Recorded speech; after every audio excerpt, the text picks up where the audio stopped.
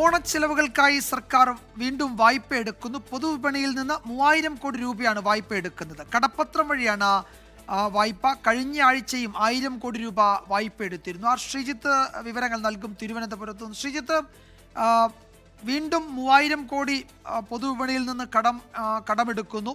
തുടർച്ചയായ ആഴ്ചകളിൽ സർക്കാർ ഈ ചെലവിനായി പണം പൊതുവിപണിയിൽ നിന്ന് കടമെടുക്കുന്ന ഒരു പ്രവണത തുടരുകയാണല്ലേ?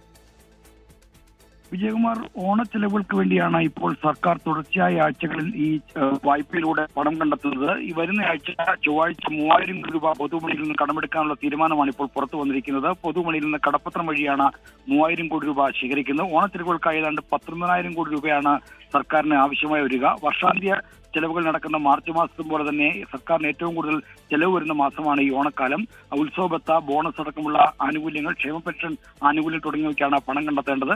ഇപ്പോൾ 3000 കോടി കടമെടുക്കുന്നതിന്, പൊതുവിപണിയിൽ നിന്ന് കടമെടുക്കുന്നതിന് പുറമെ മറ്റു സ്രോതസ്സുകളിൽ നിന്നുള്ള വായ്പകൾ കൂടി കൊണ്ടുവന്നാൽ മാത്രമേ ഈ ചെലവുകൾ മീറ്റ് ചെയ്യാൻ കഴിയുമെന്നാണ് ധനവകുപ്പ് പറയുന്നത്. എന്തായാലും ഇപ്പോൾ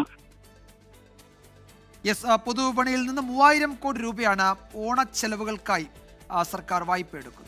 ശ്രീജിത്താണ് വിവരങ്ങൾ നൽകിയത്. ലോകത്തെവിടെയായാലും ഏത് സമയത്തും 24 വാർത്തകളും ഓഗ്മെന്റഡ് റിയാലിറ്റി പാക്കേജുകളും എക്സ്പ്ലെയിനറുകളും വിശദമായി കാണാൻ ഞങ്ങളുടെ യൂട്യൂബ് ചാനൽ നിങ്ങൾക്ക് സബ്സ്ക്രൈബ് ചെയ്യാം.